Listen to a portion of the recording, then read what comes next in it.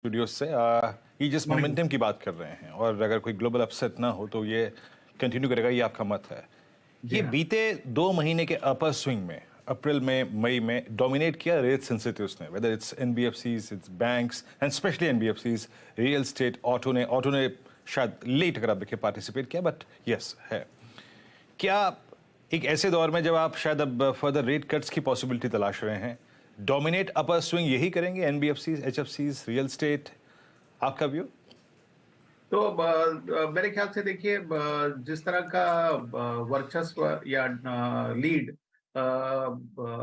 Banking and financial sector के stocks ने लिया है, उनके क्वार्टरली परफॉर्मेंसेस ने भी उस तेजी को कॉर्रोबोरेट किया है। इस कंटेक्स्ट में हुआ क्या है कि आज अगर आप देखें तो जो बैंकिंग क्षेत्र को दो भाग में बांट दे, PSU banks and private sector banks, तो दोनों के स्टॉक्स जो हैं वो अपने प्रीवियस हाई से कहीं नीचे ट्रेड कर रहे हैं।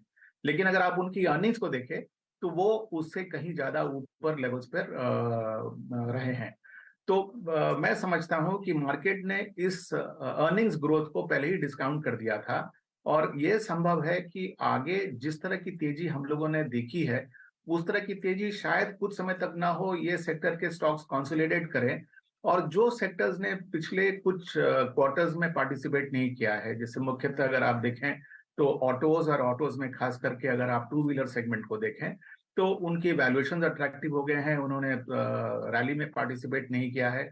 तो वो हो सकता है कि कुछ समय तक उनकी जगह पे स्टॉक प्राइस परफॉर्मेंस दें। और दूसरा इसी तरह से रिलेटेड एक सेगमेंट है, वो है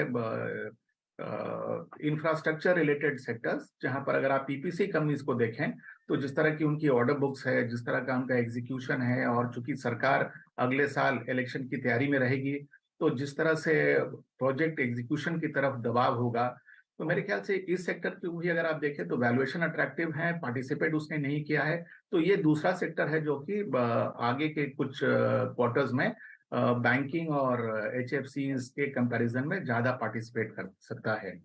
रही बात रियल एस्टेट की, चूंकि वो थोड़ा सा इनसे अलग है, तो इतने अग्रेसिव रेट हाइक के बावजूद अगर आप देखें तो कई हाउसिंग लोन के रेट्स अब 9% से ऊपर हैं, लेकिन रियल एस्टेट की ऑफटेक में, यानी कि जिस तरह से लोग रियल एस्टेट खरीद रहे हैं, उसमें कोई भी खास कमी नहीं देखा गया।